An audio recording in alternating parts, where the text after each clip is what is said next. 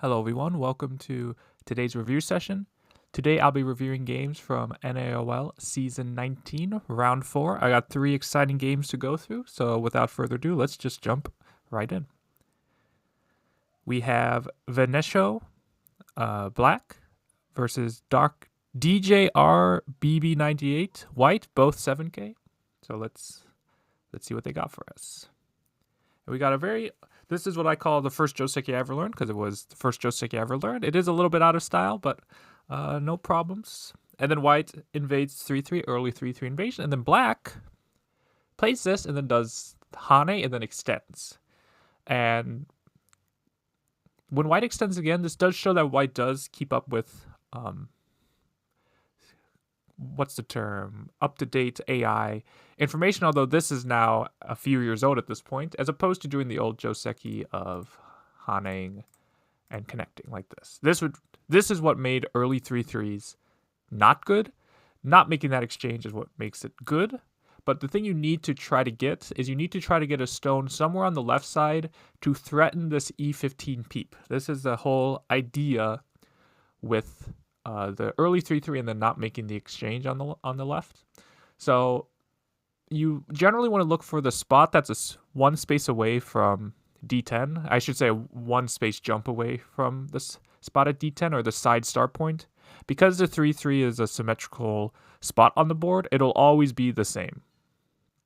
So it'll always be the one space away, one space jump away from that spot. So you want to look for this move to threaten to peep. And it's a dilemma for black because there's no real great way to prevent this peep, because you don't want to play from this direction, of course, because it's a little too cramped there. And even if you do play from this direction, white's able to peep. There's no real good answer besides just connecting, and then white's going to be able to jump out somehow. And now white's taken the corner and has gotten rid of black's influence. Black's wall is now a liability, not strength. So that's the whole idea with doing the early 3-3. It is also okay to leave it, but that's what white should look for. You can also sometimes just do the peep itself, see how black answers. But you want to do something towards the side, because if black gets the chance to, like in the game white goes here, black is able to develop the left side very quickly. So that's why timing is important. Even if you just play this to see how black plays, it's better to do it early than later. Black pincers and white takes the corner. And then jumps, sure. Black approaches. This is all standard. White pincers, plays here. And then normally the two moves you want to look for here or common moves, I should say, are either R7 or S7. White pushes here, and normally if you push, this is also playable, but this is if you want Sente. So after you push once more, you want to push again.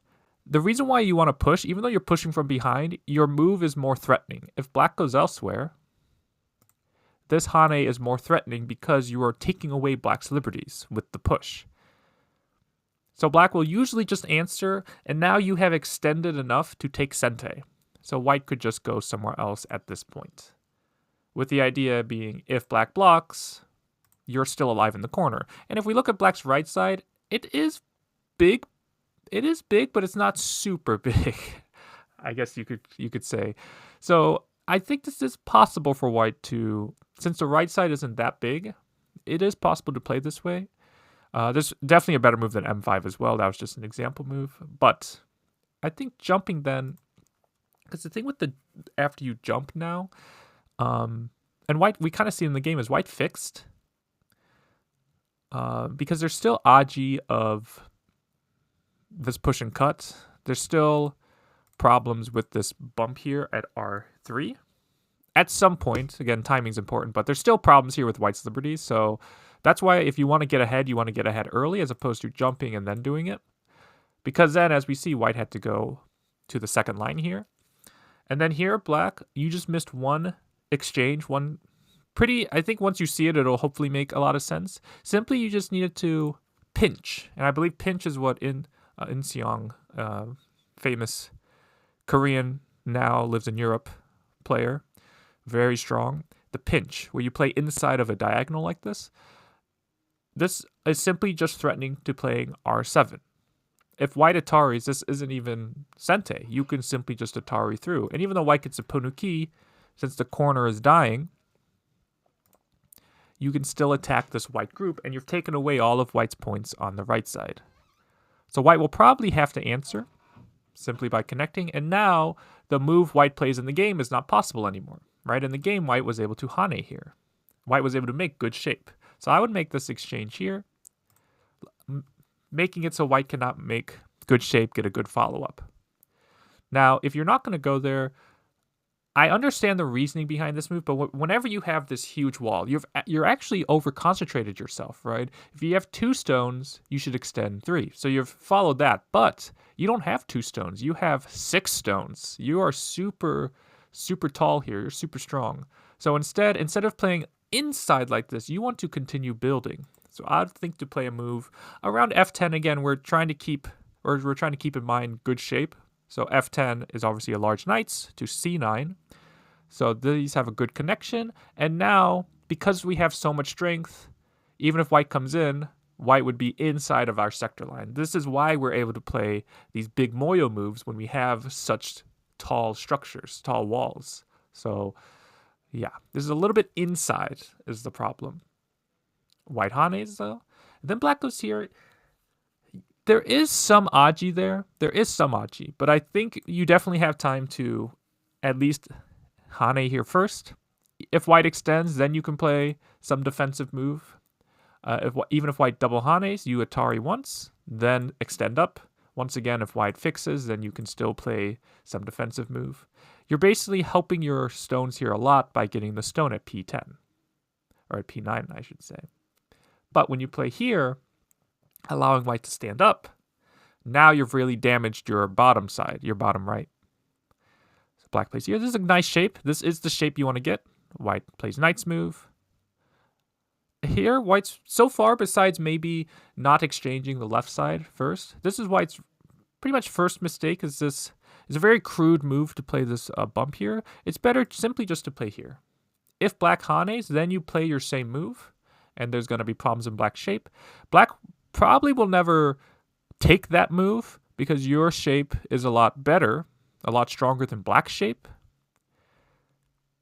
And if black just extends up, we don't necessarily need to make this exchange. And the reason why this exchange is not so good is, let's say we go elsewhere. Knight's move, right? We have a knight's move here. Well, if black were to jump across, notice when black cuts, it's also an Atari. So even if we play the extension here, black would be able to capture a stone here, like this. But if we don't make that exchange at all, and black does the same thing, notice this is now not an Atari. We could simply just extend. Black doesn't capture any stones. So no reason to play this move. Just simply play the good old ABC principle. If you're going to play A, B, C, just simply play C, like this. And if black extends, like in the game, I believe white extends again. This is still a better shape than what white got in the game. Because you can always play M6, and I don't see a world where black would want to exchange this because of how strong it makes white on the bottom. Play there. And then black goes here. So this is almost the biggest point in the game here. This move here. So H5. So when black plays H5, as white, my immediate reaction is, what does black want me to do? Black wants me to take the bottom side. So how can I foil black's plans? So in the game, white does the shoulder hit to take the bottom. But this is a little too passive because we have strength here on the right side. Or I guess technically the right side of the H5 stone. So instead, where are black's nearest allies? Black's nearest allies are on the left side. So how can we lean on the left side to attack the bottom side? We can attach here. We can simply attach here. Even if black, let's say black goes down and we can make a good base here at K3, black still does not have 2 eyes. So black would still need to run out. If black needs to run out, then okay, black took away my points, but now I'm taking away black's points on the left side. And the difference is, you can treat it as an exchange of territory, but the difference is, black has a weak group and we do not. And black also has a weak group on the left side, but the move black played at h5 is now weak. So black won't just lose points here, but black will also lose points most likely on the upper left while trying to make these stones live. And if black simply answers, now we can attack this group on a large scale, like this. Again, large knights, you want to think about your shapes. We have a large knights connection here. We have a 2-space stones here, or 2 stones here, so we did a 3-space extension. And there's other moves you can play here too. This is just one example. You could cap, you play the jump here. Even now if you play this move, it's a lot better because now there's not an easy move for black to connect. You created a detour in black's connection. But when you play here, black should simply just jump, like this. The reason why black wants to just jump is there is a lot of aji here on the bottom. For example, if white answers, I would be great. I'd be happy, I mean. Because white has now spent 2 moves to only get 4th line territory, where a move ago, if let's say I answered here, white could have gotten, right, 6th line territory. So I've already succeeded in reducing white. And even if white tries to separate, notice how each of these moves I'm playing is also inadvertently building the left side as well. But when you push down here, notice you push down, you turn, you attach, you wedge, and then you jump, you play the same move. Now there's 0 aji on the bottom now. You have just played aji keshi. You have gotten rid of all the aji on the bottom. And again, it's hard to discern, am I destroying aji or am I using aji? But here you can see as long as there's no weaknesses in white's shape, and you've reduced white, but you haven't created any problems for white, you've probably used aji keshi, or you did aji keshi. You've destroyed aji. So yeah, notice you ended up playing e6 anyways. You should just play e6. And again, if white goes elsewhere, now white has a bunch of knights moves. This is very cuttable. This kind of move here creates a lot of problems in white's shape. A lot of problems. So, yeah. So I would just, if the goal is to get e6 to build the left side, I think you should just take e6 and then see how white plays on the bottom. So after this, white gets the hane. Small, minor thing here, but this is the proper shape point. Even though you made a tiger's mouth, it is better to play here instead. Go there, here, and the big crux I see in black's game is black is very okay with taking gote and also playing safe moves inside, and we'll see that a lot. That's kind of the second highlight of this game, is black is very okay with taking gote and spending moves on the inside. So white plays here, black caps, this is okay, white runs with it, and black plays here. Again, I think this move is the right idea, but you need to think about your shapes, black. There's a shape connection here, right? We have a large knights, but there's no shape connection here. So in a few moves, white simply just plays in the middle of them. But if you had played one line back like this, now we have a large knights with the large knights. There's no easy way to get inside now. Simply by thinking about how our stones are connecting with shape, our shape's going to be, or our structures, our groups are going to be a lot more solid. When we go there, white goes here. This is... Notice how you gave black a tiger's mouth? You would like to get e15. If you take e15, though, black will probably try to counterattack. So just try to find a way to get e15 directly, or threaten e15. So I would play a move like e13, right? If black blocks, then I'm able to peep. And the whole point is, and you did it in the game, if you want to be able to peep and then forget about it. And so this kind of peep would be a lot more powerful than the peep you got in the game. So always try to look to peep at the tiger's mouth, not to give your opponent the tiger's mouth. Yeah, that's a good shape for black. Played there. Yeah, here. And another thing I see with black is very scared of cuts. Even if the cuts aren't going to be a problem. So for example, in this shape here, the thing that, even though it looks like black has 4 cuts, because of the, first off, because black is so strong, the cuts most likely will not result in much. But 2, if you take one cut, it fixes the other cuts. So for example, if white cuts here, extending here fixes these other cuts. And now black's left side is totally safe. Same thing if white cuts here, right? Same thing, Atari, and I'll have to extend. So just by blocking, and notice blocking takes away white's liberties as well. So it's more forceful as well. When you play back like this, notice you are not taking away liberties from white's shape. And so white's still able to just cut. And again, I think it's possible to Atari and connect, because white is, remember, you have so much strength on the left side that it looks pretty hard for white to actually live there without even, white might be able to live on the left side, but it would cost white the corner, so it would not be a good exchange for white. But black's okay with just Atarying, and then again, there's no weakness on the left side, but black fixes. So not only did black lose the G11 stone, but also could lose the G8 stone. White jumps, black answers, white goes down, black answers, white goes here, black answers, has Sente, but then goes here. Again, no real danger here. By the end of the game, black adds 2 more defensive moves in this group, but you really have to be confident, black, about your life and death. Is there actually problems here in my shape? White goes here, black answers. That one you do want to answer. Go there, sure. Go down. Again, not Sente, but black answers. Black turns, that is big. Extend, cut, Atari.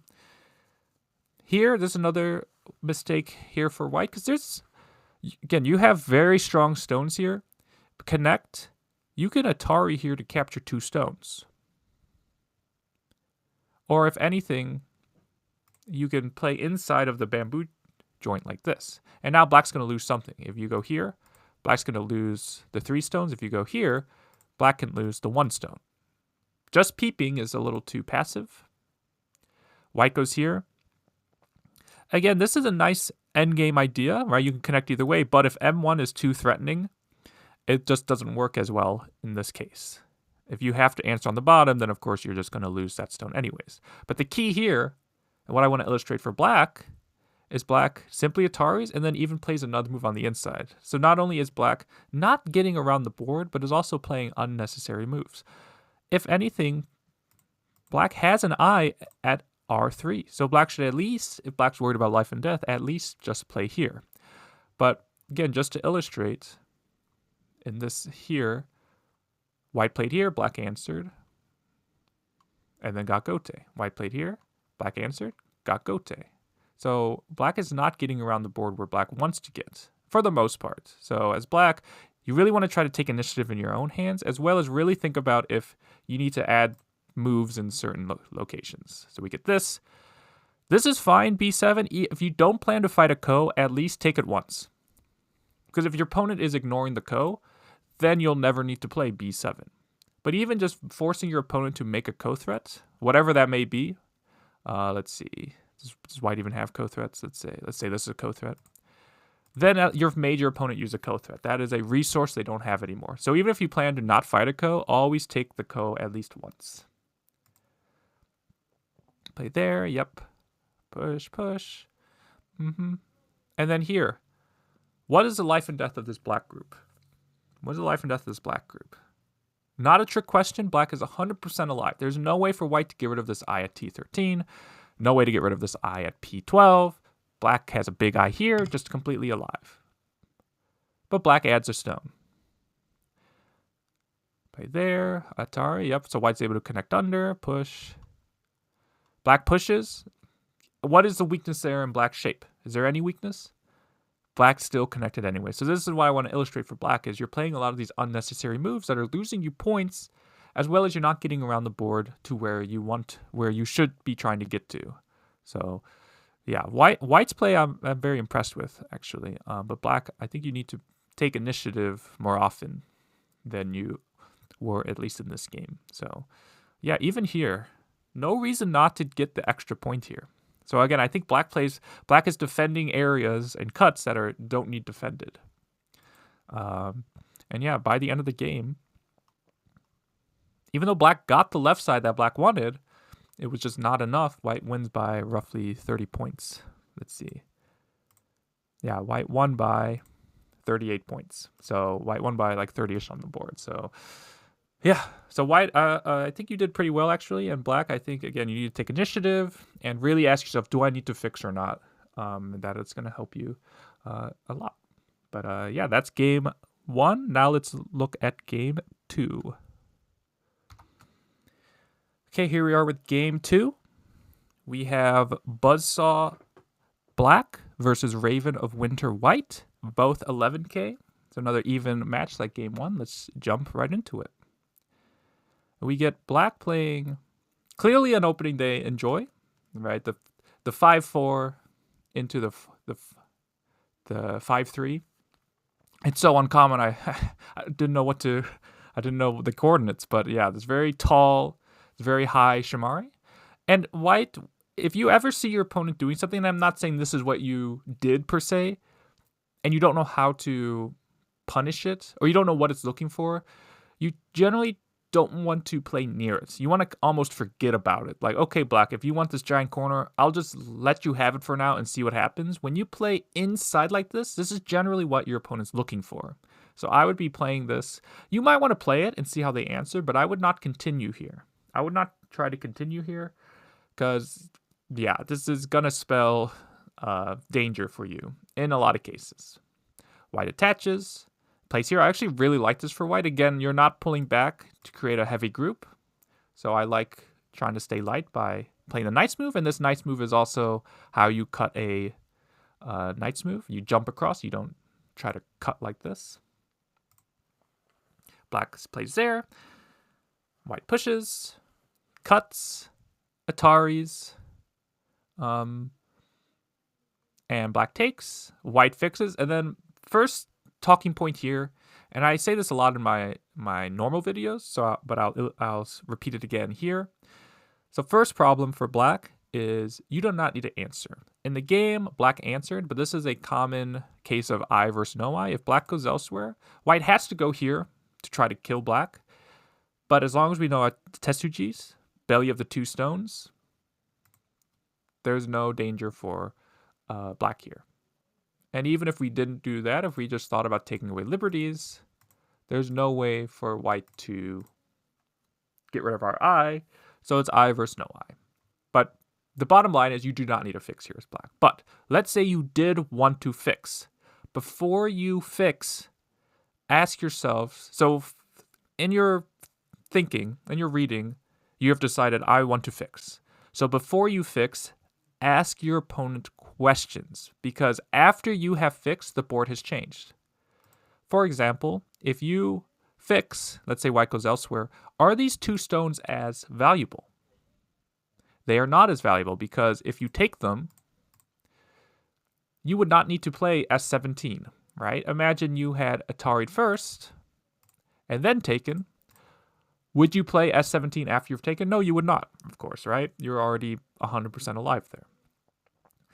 So you want to ask your opponent first, okay, do you care about this stone at R17?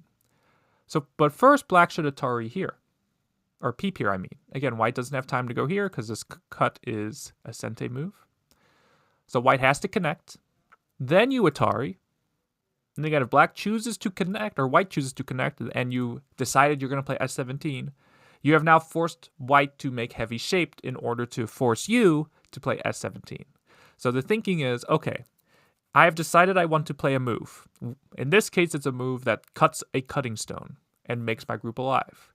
In some cases, it's okay before I capture some stone, before I make 2 eyes. Again, it can change depending on the game. But in this case, you want to ask your opponent first, do you care about these stones before you, or do you care about this in general before I fix myself? So it's a tough concept to fully grasp, but if you start thinking about it early in your Go career, it's going to help you down the line. So yeah, order of moves is very important. So white turns here, this is big, and then extends. So black doesn't even get a chance to Atari, and this peep, while still possible, white is a lot stronger now. Black pincers. And here, because white is fully alive, here, and we're pretty much alive here, I would be thinking on a large scale here, I would be looking to play maybe a move on the bottom here. The stones here on the right side, they are not so valuable just because, again, the corner is 100% alive, white is pretty much alive on the right side, and the most important thing, Q7, is gote. So if my move is about to be gote, you can view it, Again, this isn't concrete, but you can view it as being worth half as much. And the thing is, like if white cuts here, and we just extend, and white wants to capture, again, it's also gote. So we would just get 2 moves somewhere in exchange for just giving up this 1 stone here. Connect. White extends. That is big, although I would play here instead, just because it's prioritizing corners. But I also understand getting the extension from your corner, so not a bad move. Black goes there, play there. Yes, this is all good. Although here, I think black was thinking about the joseki when white is closer at h3, like this.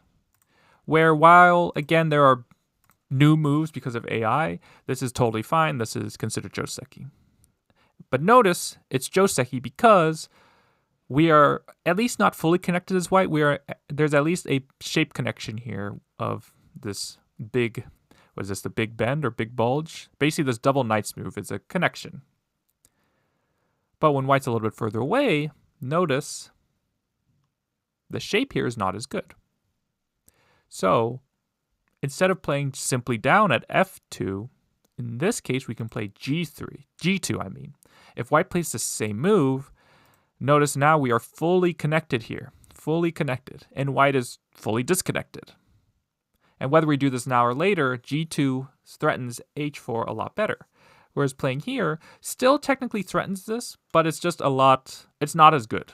It's just not as good. For example, if white goes here, if we play down like this, we can't capture this stone at h2. But if we were here at g2 and white plays h2, notice we could. We could actually cut here. So it's a minor thing, but yeah, g2 is a slightly more efficient move. The reason why you don't do this when it's the normal 1 space away pincer is because when white fixes, h2 is threatening moves like e2, right? If white gets the next move, e2 is now a problem. Whereas if you play simply down, now there's no problem there. So that's why it's slightly different, or the move you play is slightly different depending on which pincer your opponent chooses. But then we get to another very important concept here. So on an empty board, you want to, and you are invading your opponent's side, you want to give yourself 2 space extension either way. And in this game, that's what white or black has done here. If white plays from this way, you extend here, and like in the game, when white goes here, you extend to here. But that is only on an empty board. In this case, white has strength here.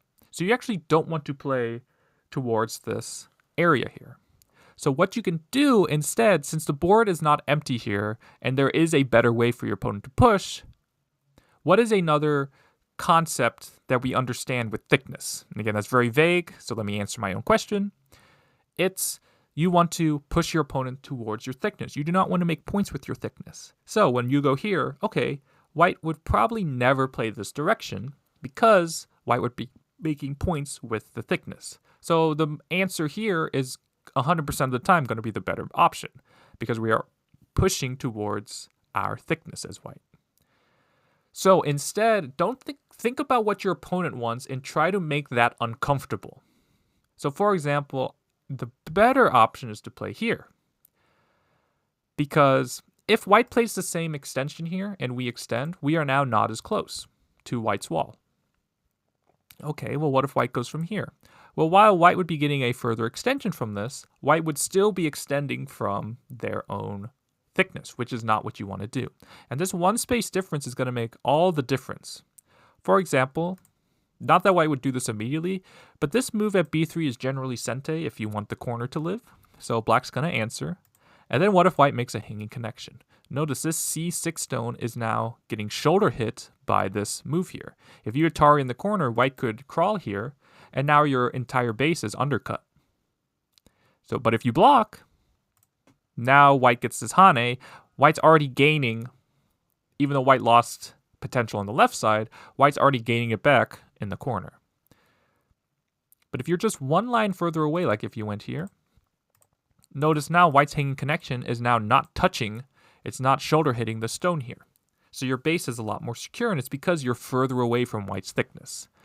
So the further away you play from your opponent's thickness, obviously better. So again, step 1, you identified that, okay, on an empty board, I want to give myself an 2-space extension on either side. That's great. But on this case, it is not a simple position, or it's not a simple board position. So there is a direction that is favorable for your opponent. So yeah, I would play this one. Because again, your opponent doesn't want to push towards or make points with their thickness. So yeah, you can kind of use that fact to control which way they're going to play. White goes here. This is perfect, which is also why even if you didn't want to play towards your opponent's area, or even if you're close, I would try to play a move that does not let me get sealed in. So I'd play this knight's move here. It's a lot harder to seal that in, whereas this shoulder hit's perfect, and then play here. And again, black, remember, when you're invading your opponent's area, you have to be willing to give some stones up. So I would be willing to go up here. And if white wants to capture, well, it's a tricky problem for white. Because if we cut this way, then I'd be able to connect in the corner, which is not bad. If we cut this way, then we give our opponent Ponuki. But let's say we do this as white. You can see, okay, we lose 2 stones, but like that's not so bad. Remember, anything living is better than white getting the whole left side. And in this case, we would get good shape here. So I'd be trying my best to not get sealed in as black. But when you connect here, you get sealed in. And then here again, you got to be confident in attaching here. The moment you're comfortable attaching here, you're going to get a lot stronger. Because the idea is, even if this stone gets captured, look at all the juicy forcing moves we get on the outside. If white's forced to Atari here, then we get this Atari. And once again, white has a slight dilemma. If we connect, down the line, black gets an extra Atari here, which again helps black live. But if we take, then black gets an extra Atari this way. And again, while it might be a co-shape, there's potential for white to lose a lot of points on the left side. But for simplicity's sake, let's just say white connects here. If we simply connect and white pulls back, notice white is fully connected, and our shape is not so good. But if instead, and again, this is a very good, it's not even really a test UG, but it's just a really good fighting technique that's good to know. How can we force our opponent to make us go to d10? We can jump across like this. How does this force our opponent? Well, if they cut us, now we are cutting. Notice we took white's move that made white connect. And now it's just going to be difficult for white to seal us in now. Atari this way, we get this Atari here. And even getting this Atari while we can jump in this direction, we could also turn here, and white's shape is pretty bad. This is where this knight's move is going to bite white in the back, because you can't Hane because this move threatens the double Atari. Right? If you go here, I can double Atari. If you extend though, I can cut you off. Yeah, so it's just very difficult for white. That means white probably has to take, and now we're completely out. So yeah, and it's simply because we played a move that took away white's liberties. If white had simply blocked, which white should, black needs to live. But again, because you're so close to white's wall, when white plays down, this also hurts the corner. White jumps, and again, is black. The reason why this is a big move, this is a really big move, but you need to play important moves first. So if black just crawls here, yeah, this is like, are you going to ignore this? Because again, once black gets strong, if you just keep going elsewhere, right, black strong, then your corner here once again gets super weak, because now black can play from the offensive now. Here though, this is, again, on an empty board, this move is great, but this actually got rid of eye space on the left side, which, yeah, you can see now black has less eye space. And so pretty much after this, the left side can die for pretty much the majority of the game, or at least it's going to be co. So, yeah, if white simply just pushes here and plays, what's the best way to kill? Even just plays here. Yeah, this just like starts to kill black, because you can't make this eye here. It's going to probably be some sort of co, but yeah. Or play this one and then like this. And it's even a hard co for black to win, because black Black can't even fill at b6, like to win the ko. So, and that's pretty much going to be here for the rest of the game, for the most part. But extend. The reason why you play O2 is just to keep white. Like if you go elsewhere, white's able to slide in. It's a lot harder to seal white in from the corner. But after this, if you go elsewhere, now this is an Atari. So O2 is simply just to keep white out of the corner. White jumps, I like that. Black jumps, we play there, sure. And then jumps, yes. Jump, or peep here.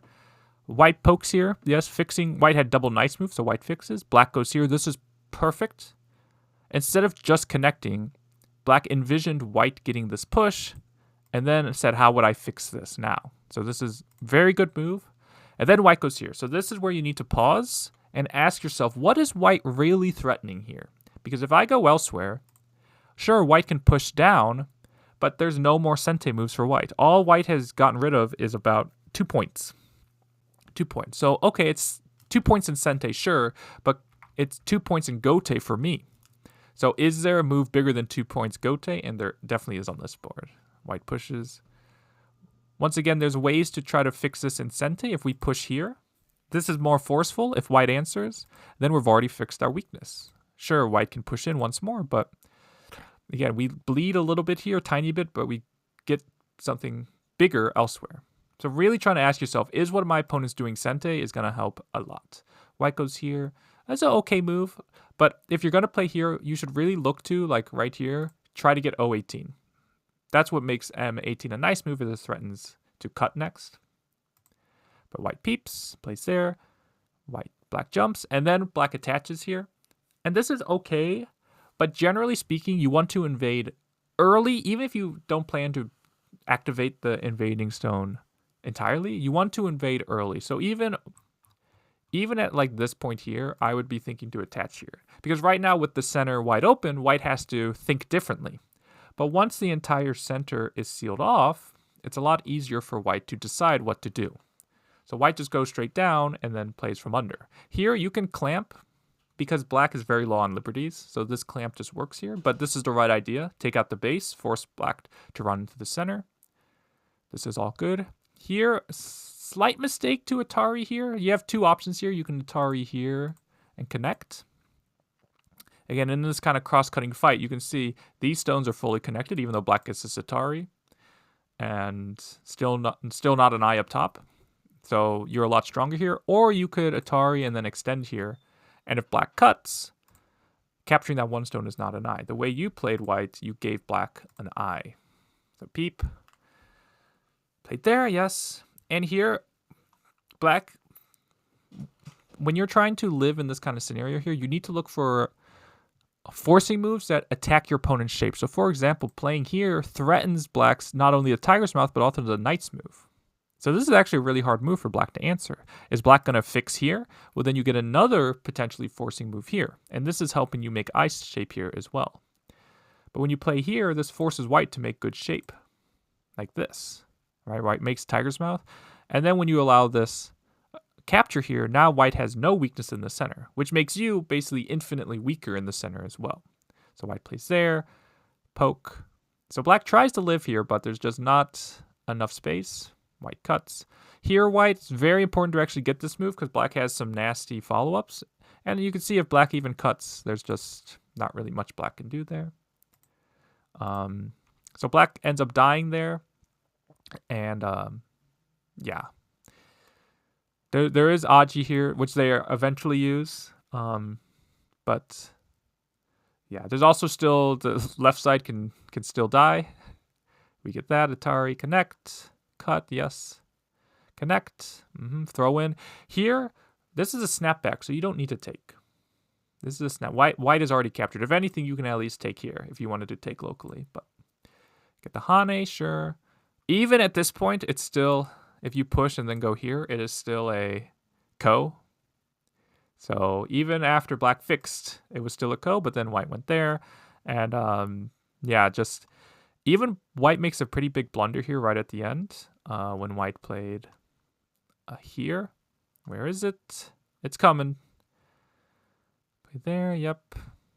Here, black threw in. It still was not enough for black to come back. And like the first game, I believe white won by somewhere in the 30-point range, just because of how big the top was for white. So let's just double check. Yeah, white by 30.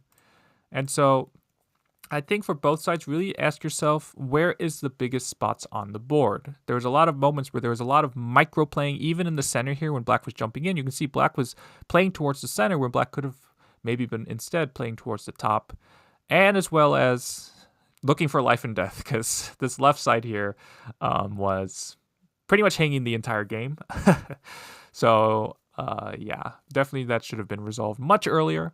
And white definitely should not have lost the stones, if anything, here. But yeah, overall, nice game by both players. But yep, that's game 2. So let's move over to game 3. We are back with game 3. We got TheGravedigger 13Q as black versus tiernuki 14K as white. So again, let's just jump straight into this game. So we get openings pretty standard. So this move...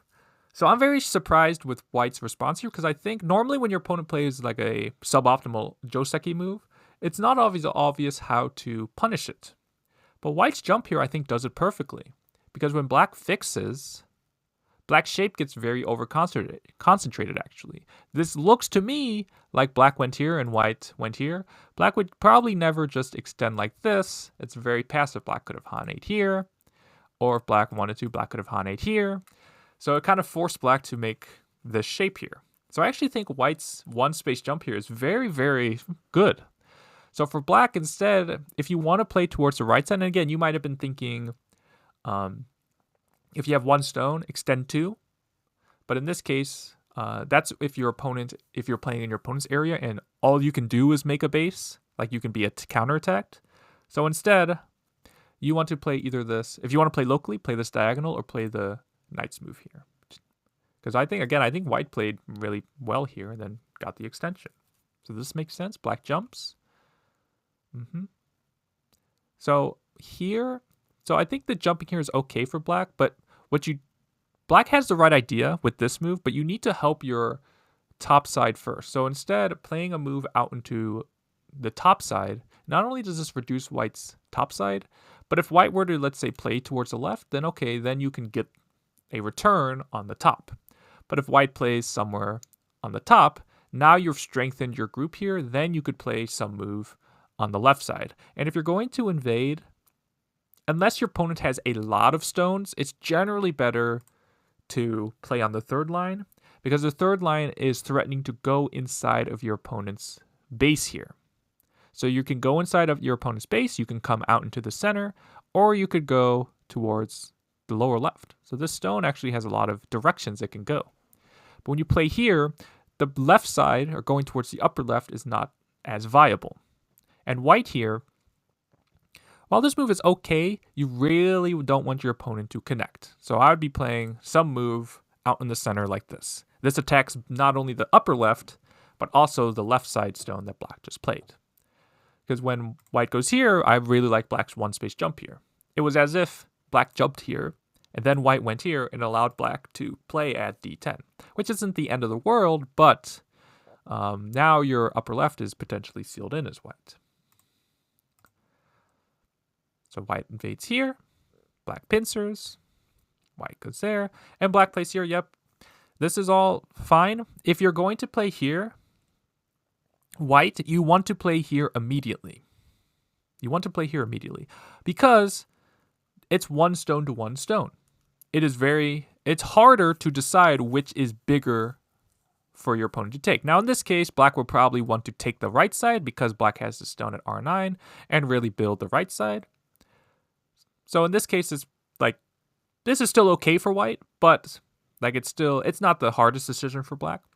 But when you play here, if black had then played a move, even at this point played the 3-3 like this, now both sides, you need to find a way to help them live.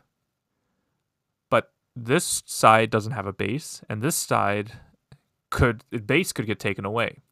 So that's why if you're going to play from this point, you really need to play the 3-3 almost immediately, because again, timing is very important. Now for black, even if you wanted to play on the right side to attack, yeah, no reason to just play the iron pillar here. It's much better to play one space jump. It's just a lot more efficient than just simply playing the extension there, the iron pillar. Then white goes here, which once again, what would you rather have, black? Would you rather have the 2 stones or the 1 stone? Yeah, you should just separate here. Go after the 2 stones. When you play this one, this allows white to connect back to 2 stones. Black descends. This is actually not a horrible move. It's quite nice. Because if you ever play a move something around N4, yeah, white gets this Q2. And not saying like, oh, like, of course black played a horrible move. I just mean like it's not obvious why this move is like good or bad. It's a big move because it also gets into white's corner. So now if you were able to play a move like S2, now white isn't alive on the right side. So it's a very slow plotting move that's very good. I'm very impressed with this move. White goes here. Black comes out. Now, problem with this though, and it's again, go proverb 101 or go fighting 101. I always remember it by saying don't run with scissors. So don't run with knights moves into the center. So you want to just find some other way to run out. I think this way would be the best way. Even if white can wedge here and separate, again, this 1 stone is not super valuable. You could simply just let white take it if white wanted to. Playing here, if I'm white, I am immediately pushing and cutting. Because again, with the stone at 03, black is actually very weak on the bottom side. And if white goes here, it's not obvious the best way to fix, because if you fix here, then I can cut and capture something. And if you just fix by connecting, I actually can push and cut here. And again, this is very dangerous for white, but we can fix by going here. And we've fixed everything. So yeah, it's if you know if S7 is not a dangerous move, but if you didn't, I can kind of see maybe why you wouldn't. But you really want to try to cut, because like in one move, black could go here and fix the weakness. So black goes there, plays there, yep. And then white goes elsewhere. So kind of like in the second game when there's a fight going on the left side and white just went elsewhere. Similarly, there's a fight going on the bottom right here. Notice we have a weak white group, a weak black group, and a weak white stones. And technically, like these black stones here are weak as well. But if black just comes into this corner, black can keep attacking white. And it's not obvious how white can keep attacking this upper left. So again, I think it's knowing the importance of big moves versus important moves is going to help you get a lot stronger. So yeah, if anything, I would try to play, if you want to play some move towards the top, I would try to play a move that's more forcing, like this peep, and then continue somewhere in the lower right. Because always remember, the strength of stones is relative to nearby enemy stones. Meaning, if we get strong down here, black gets weaker down here, which means our white stones get stronger in the lower right.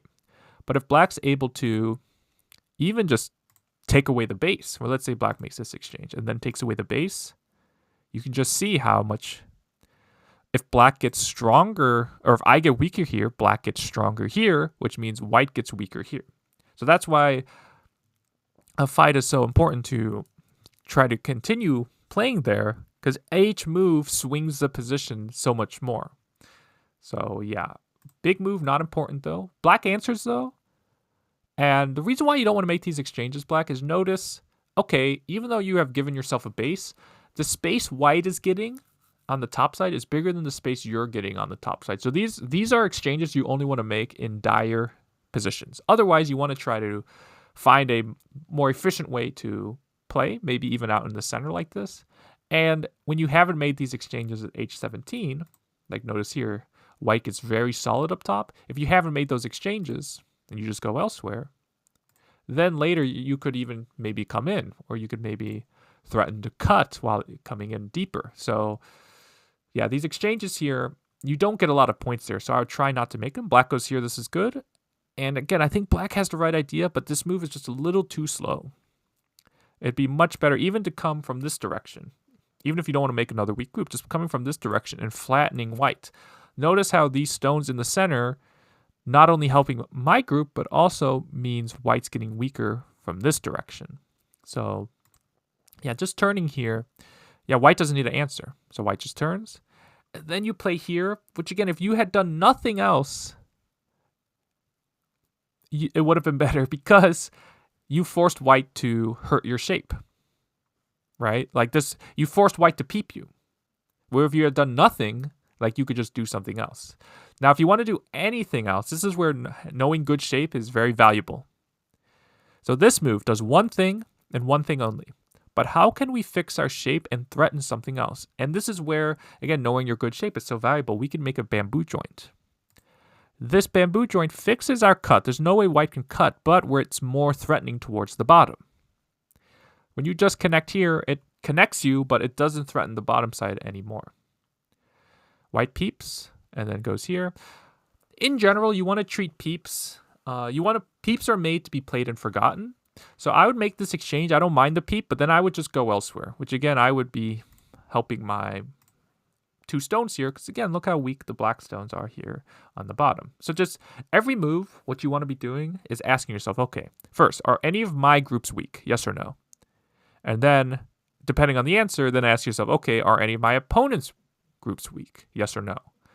And while your group out here is a lot stronger, so maybe you would say yes to, okay, my group is strong. Black is definitely weak in the corner, so you definitely want to do something towards this group. Just for example, remember how I was showing black could have played here and flattened white? Look how black can flatten white on the bottom, right? Now we only get third line, fourth line territory there.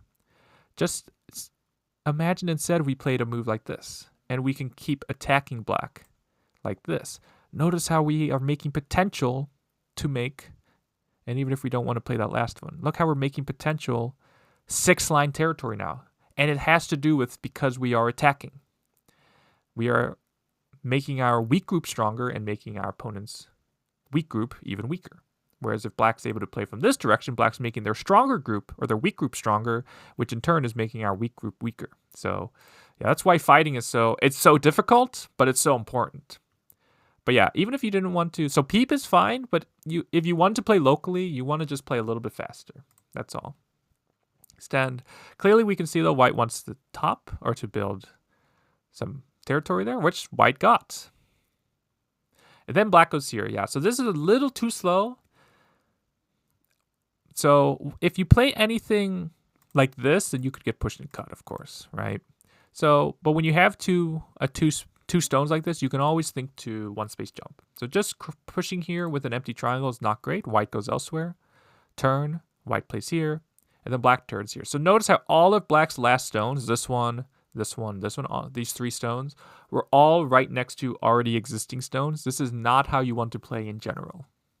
So, like, notice how black stones here are all one after the other, right? It's very inefficient to play this way. So again, there's no real danger here for your group. So again, I would just be looking to attack the bottom side now. Very good for white to go elsewhere. Attach.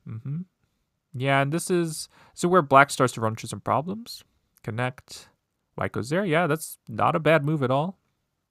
Black goes there. Connect. Atari. Wedge. Hane. Cut. So black still has no eyes. Something really strange happens though. White fixes. Black cuts across. And again, this is actually how you want to cut the knight's move. So this is very nice by black. But white goes there. Then black goes here. And then white connects here, which technically would allow black to cut.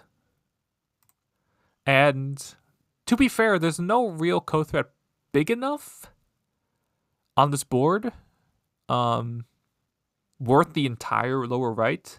Like maybe black can throw in here to like threaten another co, right? But white would happily take anything in exchange for taking the whole bottom, and then something like white could probably Hane here. But there's still a ko here. So white, you just needed to connect here. And again, I'm sure you were worried about this push and cut here, but keep in mind, this would be eye versus no eye. So black has 0 eyes here on the bottom right, and you at least have an eye. Even if you just connect here, there's no way black can fill in these liberties here, is the problem. So, yeah. And if anything, always try to be efficient, right? Imagine black has pushed here, and now ask ourselves how we would fix. So we would fix by going here. So K3 not only is fixing this push and cut here, right? Black can't play at K4, but it's also preventing black from getting into the bottom side even more. But instead of cutting, black just plays M1, and this was probably black's chance. Yeah, after connecting, and this group is just dead. There's no Aji, it's just sealed in. And these 3 stones here don't even have that much wiggle room. White goes there. Yeah, black jumps. Jumps. And I actually really like white just giving it up. It would actually, you could save these technically, but it actually wouldn't be worth it.